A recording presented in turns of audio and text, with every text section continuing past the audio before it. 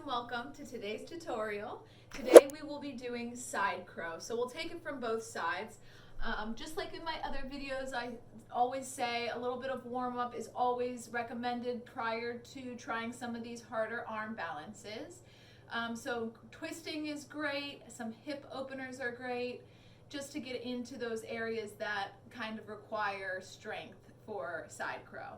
And core. Core is always great. It's never a bad thing to do core. I particularly like to do core at the beginning of my yoga practices or incorporate it into the beginning of my yoga classes just because it helps to keep engaged throughout the rest of the class, and it helps with arm balances. It helps pretty much with everything. So core, core, core, guys. So today we'll start in side crow, and we'll start from this position, so kneeling, and I'll turn to the sides so you guys can see what I'm going to do.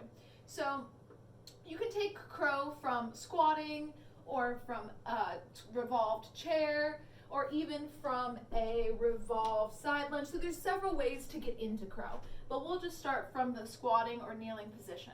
So what you're going to do for the first side is rotate the arms and the torso, plant them on the ground, and there is a cheat which I will show you guys first.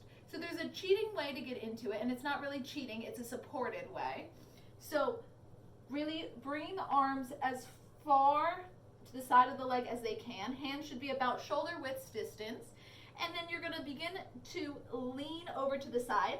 And as you do, your elbows will form a 90-degree angle. And what will happen here is this back elbow will catch that hip and the legs kind of lift naturally. So you can take a straight leg variation, or you can extend the legs. And again, I've got that other support of my other elbow on my hip bone.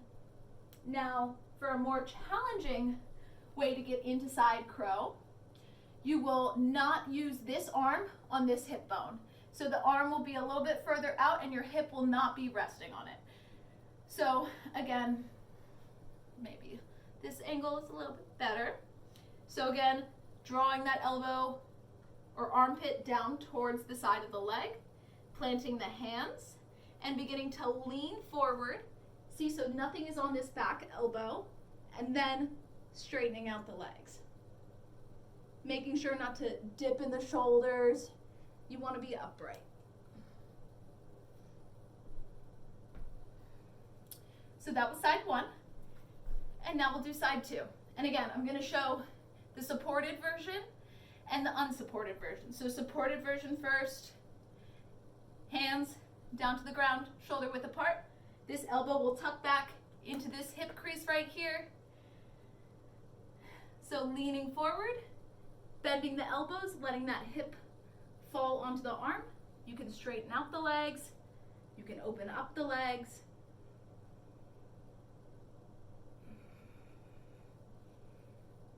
And then coming back down.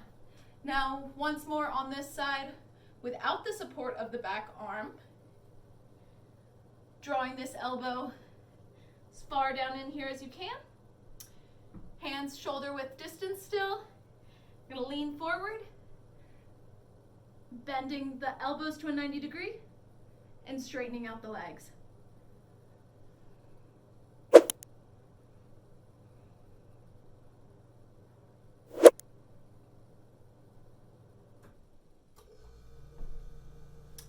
And voila, side crow. I hope you guys enjoyed this video, and if you did, please click the like button, the subscribe button, and the notifications button, and follow me at barefoot_yogi_.